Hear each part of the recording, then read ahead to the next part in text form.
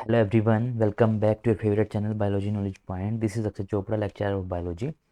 मैं आप सब बच्चों का चैनल पर स्वागत करता हूं। स्टूडेंट्स, आज के इस लेक्चर में हम कवर करेंगे आपका इकोलॉजी यूनिट का चैप्टर इकोसिस्टम। और ये हम वन शॉट वीडियो करने वाले हैं। इस वीडियो में आपके हर एक क्वेश्चन का आंसर होगा और आपको ये वीडियो देखने के बाद कहीं भी और जाने की नीड नहीं है। इस चैप्टर में हर एक चीज़ हम डिटेल में डिस्कस करेंगे। सब कुछ इस वीडियो के अंदर होगा, बस आप शुरू से लेकर एंड तक बने रहे। वीडियो थोड़ी सी लंबी होगी बट आपका जो पूरा का पूरा चैप्टर है इसी वीडियो में हम कंप्लीट करेंगे। तो करते हैं शुरू हमारे इस वन शॉट वीडियो लेक्चर को। तो सबसे पहले हमें ये समझना है बच्चे, जो आपका ये इकोसिस्टम जो जो चैप्टर है ये आपका मोस्ट इंपॉर्टेंट चैप्टर है आपकी इकोलॉजी यूनिट का। सबसे पहले आप देखेंगे कि यहाँ पर डेफिनेशन लिखी हुई है इकोसिस्टम। इकोसिस्टम क्या होता है, पहले इस चीज़ को समझते हैं। इकोसिस्टम हम हमारे एनवायरनमेंट को बोलते हैं, जो हमारा फिजिकल एनवायरनमेंट है जिसके अंदर आपके बायोटिक और अबायोटिक फैक्टर दोनों मिलके एक सराउंडिंग और एनवायरनमेंट बनाते हैं, उसी को हम इकोसिस्टम कहते हैं। तो यहाँ पर डेफिनेशन पढ़ते हैं, क्या कहता है। It is the basic functional unit of biosphere. Biosphere की बेसिक फंक्शनल यूनिट है, बहुत सारे इकोसिस्टम मिलके बायोस्फीयर बनाते हैं। In which living organism interact among themselves with their surrounding physical environment. यहाँ पर जो लिविंग चीज़ हैं और जो आपकी जो फिजिकल एनवायरनमेंट की बात कर रहे हैं, तो यहाँ पर वो कहना चाह रहे हैं कि इकोसिस्टम आपका living plus non living things से मिलके बनता है। Living plus non living things जब मिलती हैं तो वो एक इकोसिस्टम को बनाते हैं। लिविंग में हम काउंट करते हैं आपके प्लांट्स और एनिमल्स को, प्लांट्स एंड एनिमल्स। और नॉन लिविंग में हम काउंट करते एयर, वाटर, लाइट, टेम्परेचर, ये सब, ये आपके सारे के सारे नॉन लिविंग थिंग्स होती हैं। इन दोनों का आपस में इंटरेक्शन एक फिजिकल एनवायरनमेंट जो होता है आपका, नॉन लिविंग थिंग्स जो होती हैं वो लिविंग थिंग्स के साथ कंट्रीब्यूशन में एक साथ काम करके इकोसिस्टम को बनाते हैं, उसी को हम इकोसिस्टम कहते हैं। तो सबसे पहले आपको इस चीज़ के बारे में समझ में आना चाहिए इकोसिस्टम क्या होता है। सेकंड डेफिनेशन यहाँ पर कहती है स्ट्रेटिफिकेशन। स्ट्रेटिफिकेशन बेटा एक लेयर की फॉर्म में चीज़ें चलती हैं, जैसे लेवल्स अप बाय लेवल जब चलते हैं हम, first level, second level, third level, उसको हम स्ट्रेटिफिकेशन बोलते हैं। एक वर्टिकल डिस्ट्रीब्यूशन होता है ये स्ट्रेटिफिकेशन, उसको कहा जाता है। जैसे मान लो सबसे नीचे आपके हर्ब आते हैं, फिर उससे उसके बाद श्रब आते हैं, फिर उसके बाद प्लांट आते हैं, फिर ट्रीज आते हैं। जैसे ये हाइट के अकॉर्डिंग ये चल रहे हैं तो लेवल चल रहे हैं वर्टिकल फॉर्म के अंदर, इसको हम स्ट्रेटिफिकेशन बोलते हैं। तो यहाँ पर डेफिनेशन पढ़ते हैं, क्या कहती है।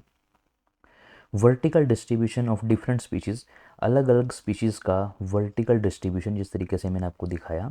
Occupying different levels in an ecosystem, अलग अलग लेवल पर वो इकोसिस्टम के अंदर ऑक्यूपाई करते हैं अपने स्पेस को। ट्रीज ऑक्यूपाइड टॉप लेवल, आपको पता है ट्रीज जो होते हैं हाइट उनकी सबसे बड़ी लंबी होती है और वो सबसे टॉप लेवल पर होते हैं। श्रब्स थोड़ा सा उसके नीचे और हर्ब उसके नीचे। थर्ड लेवल आपके जो ग्रासेस वगैरह आते हैं तो बॉटम लेयर पे जो होते हैं उनको हम ग्रासेस और हर्ब्स बोलते हैं। सो ये एक लेवल की फॉर्म में चलता है और वो भी vertical level in an ecosystem. तो उसको हम स्ट्रेटिफिकेशन कहते हैं। ठीक है बच्चे, ये आपको समझ में आना चाहिए और आ भी गया होगा। इकोसिस्टम आपको समझ में आया, स्ट्रेटिफिकेशन समझ में आया। अब हम चलते हैं प्राइमरी प्रोडक्शन। देखो, दो तरह की प्रोडक्शन होती है बच्चे, आपकी primary production and secondary production. Primary production और सेकेंडरी प्रोडक्शन में ये फ़र्क होता है। प्राइमरी प्रोडक्शन आपने जो डायरेक्ट नेचर से लिया उसको प्राइमरी प्रोडक्टिविटी, प्राइमरी प्रोडक्शन बोलते हैं। और नेचर से आपने जो भी चीज़ ली है उसको आप दूसरी फॉर्म में चेंज करते हैं, उसको हम सेकेंडरी प्रोडक्टिविटी बोलते हैं, सेकेंडरी प्रोडक्शन बोलते हैं। डेफिनेशन पढ़ते हैं, क्या कहती है। अमाउंट ऑफ बायोमास, बायोमास की amount of organic matter produced per unit area over A time period by plants during photosynthesis. Photosynthesis की हेल्प से एक ईयर के अंदर कितने टाइम पीरियड में, एक ईयर का टाइम पीरियड रहेगा और एक एरिया ने कितना बायोमास आपको दिया है, उसको हम प्राइमरी प्रोडक्शन बोलते हैं। ठीक है, ये आपकी दो तरीके से होता है, gross primary production, net primary productivity. So अब इसको हम थोड़ा सा डिटेल में समझते हैं, ये दोनों क्या चीज़ें हैं। देखो, यहाँ पर सबसे पहले हम बात करेंगे gross, GPP, gross primary productivity. आपको उसको मैं एग्जांपल के साथ समझाता हूँ। फॉर एग्जांपल, आप एक एम्प्लॉय है और आप एक कंपनी में काम करते हैं। ठीक है, ये कंपनी है, आप इस कंपनी में जाते हो डेली और आपका कंपनी से जो सैलरी जो पैकेज है वो आपका 10,000 रुपये पर मंथ आपकी सैलरी है। कंपनी आपको 10,000 रुपये पर मंथ सैलरी देती है।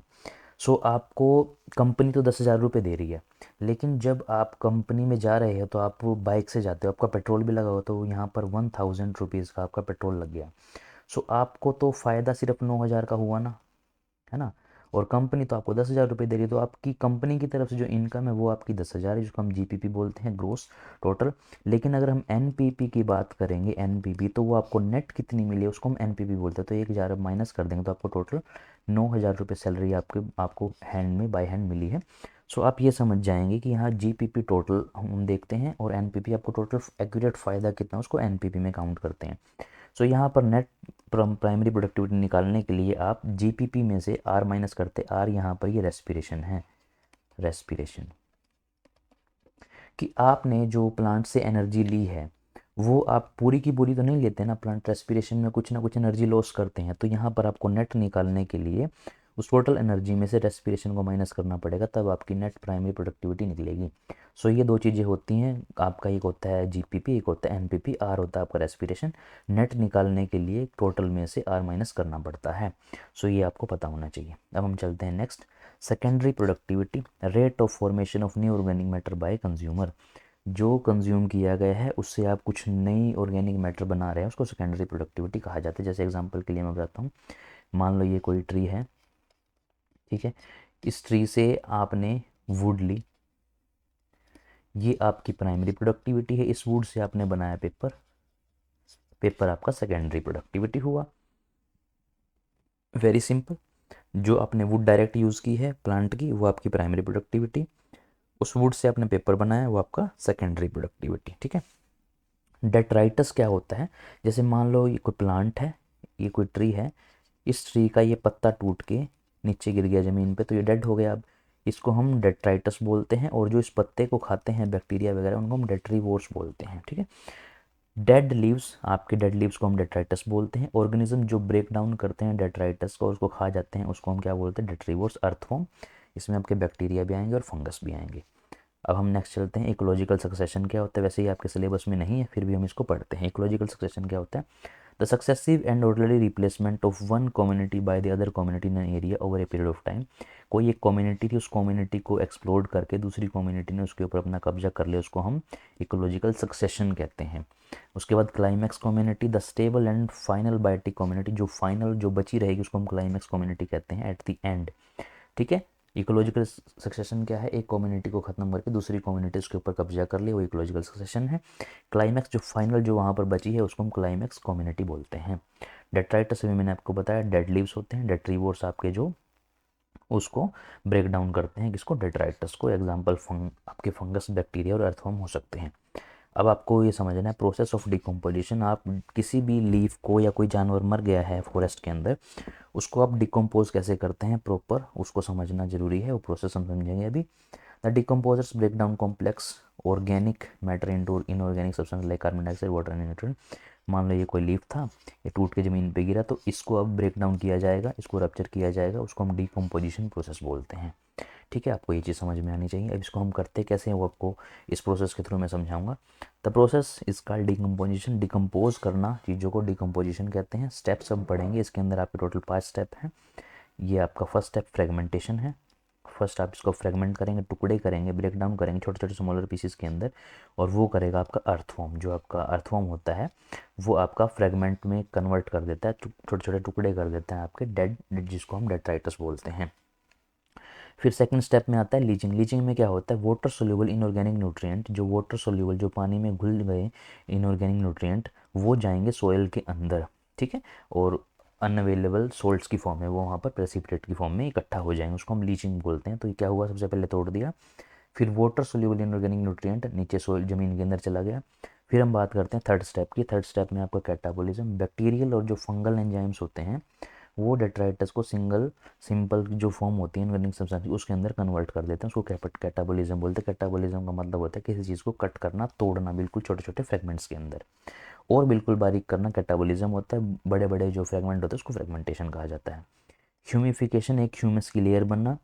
Accumulation of dark colour amorphous substance, आपने देखा हुआ है, ये मान लो ये सोयल है, सोयल के ऊपर एक ना डार्क कलर की लेयर होती है, ग्रेइश कलर की, इसको हम ह्यूमस बोलते हैं। तो ये आपकी एक ह्यूमिफिकेशन का स्टेप है, जिसके अंदर आपका माइक्रोबियल एक्शन बहुत ज़्यादा होता है और इसके अंदर न्यूट्रिशन बहुत ज़्यादा होता है।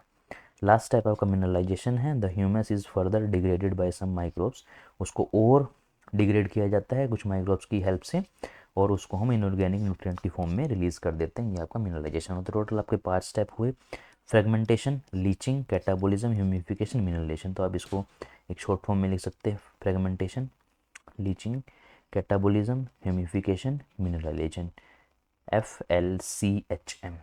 ये आपकी टोटल प्रोसेस हुई डिकम्पोजिशन की। सो ये आपको करनी है और बहुत अच्छे से इसको समझ के करना है, ये आपके एग्ज़ाम में आ सकता है। यहाँ पर एक ये फ्लो चार्ट की फॉर्म में दिखाया हुआ है।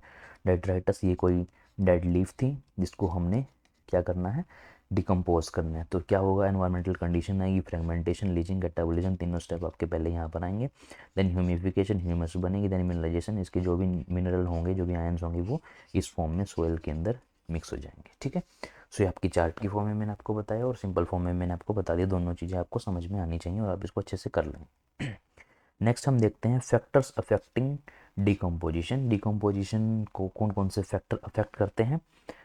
सो यहाँ पर कुछ फैक्टर्स की हम बात करेंगे। डिकम्पोजिशन इज कंट्रोल्ड बाय, कौन कौन से फैक्टर है जो डिकम्पोजिशन को कंट्रोल करते हैं। सबसे पहला, chemical composition of detritus. Detritus की केमिकल कॉम्पोजिशन क्या है, वो कितना कॉम्प्लेक्स है, उसकी वॉल में क्या क्या चीज़ें हैं, उसके अंदर क्या क्या चीज़ें हैं। सो वो चीज़ें यहाँ पर वेरी करती हैं फैक्टर्स। ठीक है, उसको हम अफेक्टिंग फैक्टर बोलते हैं डिकम्पोजिशन के।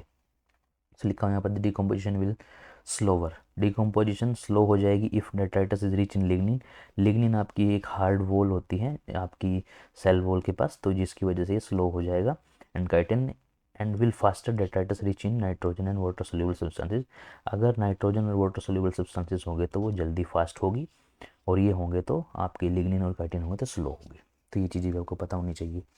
उसके बाद क्लाइमेटिक फैक्टर, क्लाइमेटिक फैक्टर तो मोस्ट इंपॉर्टेंट रोल प्ले करता है। वार्म होगा, एनवायरनमेंट मॉइस्ट होगा, सो वहाँ पर आपकी जो ये प्रोसेस है वो फास्ट होगी, इंक्रीज़ हो जाएगी। तो टेम्परेचर आपका वेरी करता है इस डिकम्पोजिशन प्रोसेस के अंदर। नेक्स्ट टॉपिक आपका है एनर्जी फ्लो। एनर्जी फ्लो में आपको एक चीज़ समझनी है, इसको मैं आपको एक चार्ट की फॉर्म में समझाता हूँ। देखो, एनर्जी फ्लो, एनर्जी फ्लो में क्या समझना है आपको। एनर्जी फ्लो में हमें ये देखना है कि हमारी एनर्जी किस तरीके से फ्लो करती है एक ट्रॉपिक लेवल से दूसरे ट्रॉपिक लेवल पर। सबसे पहले यहाँ पर आपकी जो एनर्जी होती है वो होती है सनलाइट की एनर्जी, सन की एनर्जी। ठीक है, ये सन की एनर्जी आई और यहाँ पर ये आपका प्लांट है। ठीक है, ये आपका प्लांट है। इस प्लांट को सन से एनर्जी मिलेगी, लेकिन सन से 10% एनर्जी नहीं मिलेगी। बाकी सब ट्रॉपिक लेवल आपको 10% एनर्जी लो पढ़ा होगा, पढ़ाऊँगा भी मैं आपको। लेकिन सन से जो हमें एनर्जी मिलती है उसका सिर्फ हमें 2 से 10% ही मिलता है, जिसको हम पार बोलते हैं, PAR, फोटोसिंथेटिकली एक्टिव रीजन। ठीक है, या यहाँ पर लिखा हो फोटोसिंथेटिक एक्टिव रेडिएशन, ये आपका पार होता है। जो 50% आपकी जो रेडिएशन होती है सनलाइट की, जो लाइट एनर्जी की फॉर्म में हमें मिलता है, उसका 2 से 10% ही आपके जो प्लांट है वो यूज़ करते हैं। फिर प्लांट को खाते हैं आपके हर्बीवोर्स, हर्बीवोर्स को 10%, हर्बीवोर्स को खाते हैं कार्निवोर्स, इनको भी 10%, और कार्निवोर्स को खाते हैं टॉप कार्निवोर्स, इनको भी 10%। तो यहाँ पर ट्रॉपिक लेवल 10% एनर्जी जाएगी, इसी को हम 10% एनर्जी लो बोलते हैं। लेकिन जो सन से प्लांट को मिलेगी, प्रोड्यूसर्स को मिलेगी, वो आपको 2 से 10% ही मिलेगी। ठीक है, अब हम चलते हैं आगे। यहाँ पर आपकी 2 टाइप की फूड चेन होती हैं, एक होता है GFC, एक होता है DFC। जी का मतलब होता है ग्रेजिंग फूड चेन, और DFC का मतलब होता है detritus food chain. Grazing food chain आपकी प्रोड्यूसर से स्टार्ट होती है हमेशा। प्रोड्यूसर क्या होते हैं, आपके प्लांट होते हैं। ठीक है, प्रोड्यूसर आपके प्लांट होते हैं, और जो आपके डेट्राइटस होते हैं वो आपके डेड ऑर्गेनिक मैटर होते हैं। तो यहाँ आपको पता होना चाहिए, जो आपकी डेट्राइटस फूड चेन है वो आपकी डेड ऑर्गेनिक मैटर से स्टार्ट होती है, और ग्रेजिंग फूड चेन आपकी प्रोड्यूसर से स्टार्ट होती है। सो ये आपकी फूड चेन है। ग्रास, ग्रास प्रोड्यूसर्स होते हैं, इसको खाया किसने, डियर ने, प्राइमरी कंज्यूमर। इसको खाया किसने, लोयन ने, सेकेंडरी कंज्यूमर। कितने परसेंट एनर्जी ट्रांसफर होगी, 10%। Detritus food chain as usual आपको डेड ऑर्गेनिक मैटर डिकम्पोजिशन की प्रोसेस आपने पढ़ी है। कोई भी लीफ है वहाँ से ही प्रोसेस स्टार्ट होगी। इस लीफ के पास क्या आएंगे, बैक्टीरिया आएंगे, फंगस आएगी, अर्थवॉर्म आएगा, तो इसको फ्रेगमेंट में कट करेगा, और यहाँ से आपकी वो प्रोसेस है वो जो स्टार्ट होगी। अब हम चलते हैं फूड वेब। फूड वेब क्या होता है, आपकी बहुत सारी फूड चेन मिलके फूड वेब की फॉर्मेशन करती है। फूड चेन इंटरकनेक्टेड हो जाती हैं, उसको हम फूड वेब का नाम दे देते हैं, उसको फूड वेब बोलते हैं। नेक्स्ट आपका 10% एनर्जी लो, ये मैंने आपकी अभी बताया कि एक ट्रॉफिक लेवल से वन ट्रॉपिक लेवल से सेकंड ट्रॉपिक लेवल में जब भी कोई एनर्जी जाती है वो 10% ही जाती है। मान लो ये कोई प्रोड्यूसर है, इसको खाया किसने, किसी कैटल ने, गाय ने, भैंस ने खाया, तो उसको उसकी सिर्फ 10% एनर्जी मिलेगी, इसको 10% एनर्जी लो बोला जाता है। और ये प्रोपोज किया था आपका लिनमैन ने, ठीक है, ये आपको नाम याद होना चाहिए साइंटिस्ट का भी। सो इसको बोलते हैं हम 10% एनर्जी लो ट्रांसफ़र। नेक्स्ट हम पढ़ते हैं स्टैंडिंग ग्रुप। स्टैंडिंग ग्रुप क्या होता है? Amount of all the inorganic substances present in an ecosystem per unit area at A given time. Inorganic substances की बात की है, जितना भी आपका अमाउंट ऑफ इनऑर्गेनिक सब्सटेंस है वो सारा आपका स्टैंडिंग स्टेट के अंदर आता है। जैसे आप ये देखते हैं काफ़ी सारी चीज़ें इनऑर्गेनिक सब्सटेंस होते हैं आपके जो इकोसिस्टम के अंदर एक एरिया के अंदर होते हैं, उसको स्टैंडिंग स्टेट बोलते हैं। Next standing group, amount of living material present in different trophic levels at a given time. It is measured by the mass of living organism and the number of unit area. जो living चीज़ें होंगी उनको standing group बोलते हैं। जो non living चीज़ों की बात की, इनऑर्गेनिक सब्सटेंस की बात की, वो आपका स्टैंडिंग स्टेट होती है। तो दोनों में आपको एक चीज़ पता याद रखनी है, स्टैंडिंग ग्रुप में लिविंग की बात कर रहे हैं, ड्राई वेट छोड़ देंगे। स्टैंडिंग ग्रुप में अंदर आपका इनऑर्गेनिक सब्सटेंसेस की बात की है। ये डेफिनेशन आपको याद होनी चाहिए, बहुत ईजी डेफिनेशन है। इकोलॉजिकल पिरामिड की हम बात करें, इकोलॉजिकल पिरामिड आपके काफ़ी सारे टाइप के हो सकते हैं, इन्वर्टेड हो सकता है, एक्सपेंडिंग हो सकता है, स्टेबल हो सकता है। सो यहाँ पर काफ़ी सारे पिरामिड की हम बात करेंगे, तो जो करते हैं स्टार्ट पिरामिड्स को हम। The sequential graphical representation of an ecosystem, parameter, energy, number, biomass, तीनों के बिहाफ पर हम आपके पिरामिड को देखेंगे। Depicting different topic level in food chain, food chain के अंदर इन पिरामिड की हम लेवल बाय लेवल इसको पढ़ते हैं। तो यहाँ पर सबसे पहले आपका है pyramid of number. Grass land ecosystem की इन्होंने बात की है अकॉर्डिंग टू देयर नंबर। आप ग्रास लैंड में जब भी देखते हैं ग्रास लैंड इकोसिस्टम, वहाँ पर सबसे ज़्यादा आपको पेड़ पौधे नज़र आते हैं। तो यहाँ पर सबसे ज़्यादा जो यहाँ पर एरिया है वो आपका किसका है? प्रोड्यूसर का है, प्राइमरी प्रोड्यूसर। प्राइमरी प्रोड्यूसर को खाने वाले कौन होते हैं? कैटल होते हैं, जिनको हम हर्बीवोर्स बोलते हैं। फिर इनको ये खाएंगी secondary consumer, then tertiary consumer. ये आपके लायन वगैरह आएंगे, इसमें आपके फॉक्स वगैरह आएंगे, वोल्फ वगैरह आ जाएंगे। तो ये आपका जो पिरामिड है ये आपका अपराइट पिरामिड है, जिसको हम अकॉर्डिंग टू द नंबर के बिहाफ पर देखते हैं in the grass equal system, ठीक है। नेक्स्ट अब हम देखते हैं पिरामिड ऑफ एनर्जी। एनर्जी के बिहाफ पर आपका जो पिरामिड है वो ऑलवेज अपराइट होगा, ऊपर की तरफ ही होगा, क्योंकि आपके जो प्रोड्यूसर होते हैं वही सबसे ज़्यादा एनर्जी को कैरी करते हैं। देन उसके बाद primary consumer, then secondary consumer, then tertiary consumer. Trophic level की बात करें तो first, second, third and fourth, 4 trophic level पे आपकी एनर्जी जाती है इस फॉर्म में। सो ये आपका according to the energy pyramid था, और ये आपका हमेशा अपराइट रहेगा बच्चों। नेक्स्ट हम चलते हैं बायोमास के अकॉर्डिंग। बायोमास के अकॉर्डिंग आपका पिरामिड दो टाइप का हो सकता है, अपराइट हो सकता है, इन्वर्टेड हो सकता है। ये आपका इन्वर्टेड है। अब ये कैसे होगा? देखो, टेरेस्ट्रियल इकोसिस्टम के अंदर आपका जो बायोमास का मतलब होता है वेट। आप वेट के हिसाब से देख रहे हो चीज़ों को कि कितना वेट है। जब हम टेरेस्ट्रियल की बात करते हैं, टेरेस्ट्रियल में आपका जो प्राइमरी प्रोड्यूसर होते हैं, प्लांट बहुत ज़्यादा होते हैं। उसके बाद आपके कंज्यूमर आते हैं, फिर आपके secondary consumer and tertiary consumer. Biomass के हिसाब से आपका इस तरीके का पिरामिड बनता है। बट जब हम एक्वेटिक की बात करते हैं तो वहाँ पर जो प्लांट होते हैं बहुत छोटे छोटे होते हैं, तो उनका जो साइज़ है वो बहुत कम होता है, इनको हम फाइटोप्लैंक्टन बोलते हैं, ठीक है। और इनको खाने वाले होते हैं जूप्लैंक्टन, जो छोटी छोटी मछलियाँ होती हैं जिनको कीड़े मकोड़े खाने वाले हैं, वो उनका वेट थोड़ा सा ज़्यादा होता है। फिर उसके बाद आपकी बड़ी मछलियाँ आती हैं, फिर उसके बाद शार्क मछली आती है। तो ये इन्वर्टेड पिरामिड टाइप का आपका बायोमास पिरामिड बनता है इन द इक्वेटिक इकोसिस्टम, ठीक है। नेक्स्ट आपका इकोलॉजिकल सक्सेशन, मैंने आपको बताया जब आपकी एक कम्युनिटी दूसरी कम्युनिटी के ऊपर अपना जमा लेती है, अपना हक, उसको हम इकोलॉजिकल सक्सेशन बोलते हैं। जिरार्च, बेयर रॉक, लाइकन, मॉस, ये आपका एक पूरा का पूरे स्टेप है, इसको समझो। बेयर रॉक पत्थर, बिल्कुल आपका पत्थर, उसके ऊपर ग्रो कर गए लाइकन, मॉस स्टेज, जिसको पाइनियर स्पीसीज बोलते हैं। देन एनुअल हर्ब स्टेज बोलते हैं, यहाँ पर एनुअल हर्ब ग्रो कर जाएंगे। Then perennial herb stage, then shrub, और देन फर्स्ट लास्ट में आपका फॉरेस्ट, जिसको हम क्लाइमैक्स कम्युनिटी बोलते हैं। मतलब कहने का मतलब ये है कि इसमें ये दिखाया गया है किस तरीके से एक क्लाइमैक्स कम्युनिटी बनती है। सबसे पहले पहाड़ पहाड़ होते हैं, उसके ऊपर लाइकन छोटे छोटे प्लांट ग्रो करते हैं, मोसेस ग्रो करती हैं, हर्ब ग्रो करती हैं, श्रब ग्रो करती हैं, देन फाइनल आपका फॉरेस्ट बन जाता है, उसको हम जिरार्च कंडीशन बोलते हैं। आपका पूरा का पूरा ये है, इस तरीके से आपका दिखाया गया है, सक्सेशन है ये। देखो, रोक था, फिर छोटे छोटे मोसिस प्लांट वगैरह हैं, देन छोटे प्लांट, फिर उसके बाद बड़े प्लांट, फिर और बड़े, फिर उसके बाद फाइनल क्लाइमैक्स कम्युनिटी बन गई। सो ये आपका पूरा पूरी तरीके से होता है। हाइड्रार्च होता है आपका इन एन एक्वेटिक, एक्वेटिक में फाइटोप्लैंक्टन होते हैं सबसे छोटी स्टेज में, छोटे छोटे प्लांट्स पानी के अंदर। ये इन वाटर होता है आपका, ठीक है, पानी के अंदर होता है। सबमर्ज छोटे छोटे प्लांट, उसके बाद बड़े प्लांट, फिर और बड़े प्लांट, देन फाइनल में क्लाइमेक्स कम्युनिटी। इस तरीके से आपका प्लांट से एक्वेटिक इकोसिस्टम स्टार्ट होती है, इस तरीके से चलता है हाइड्रा आर्च कंडीशन। यानी ये आपका एक 100 से 200 साल का सेकेंड इकोलॉजिकल सेशन बताया। ये फर्स्ट पहले ये था, फिर बाद में इस तरीके से ग्रो कर गया। सो प्राइमरी और सेकेंडरी इस तरीके से ये दिखाया गया है, प्रीवियस दिखाई गई है और लास्ट में क्लाइमेक्स दिखाया गया है। न्यूट्रिएंट साइकिल आपका ये रहा पूरा का पूरा, 2-3 तरीके से चलता है। ये आपको पता होना चाहिए, आपने 10वीं क्लास में पढ़ रखा होगा nutrient cycle. Carbon cycle, phosphorus cycle, तीनों साइकिल आपको साइकिल की फॉर्म में पढ़ने हैं और ये आपको आने भी चाहिए, ठीक है। देन ये आपके कुछ क्वेश्चन है, कार्बन साइकिल और फॉस्फोरस साइकिल्स के बीच में डिफरेंस आप देख लेना।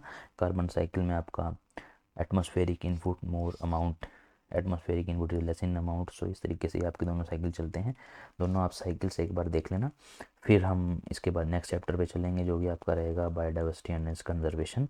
और ये आपका पूरा का पूरा चैप्टर 1 वीडियो शॉर्ट था।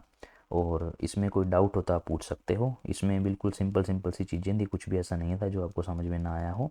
फिर भी कोई डाउट है तो आप मेरे से पूछ सकते हैं। बहुत ही इजी चैप्टर चल रहे हैं ये, इसलिए इनको वन शॉट कर रहे हैं। और आपके अब एग्ज़ाम बहुत पास है, तो आप वन शॉट वीडियो को थोड़ा प्रेफरेंस दें और चीज़ों को समझें।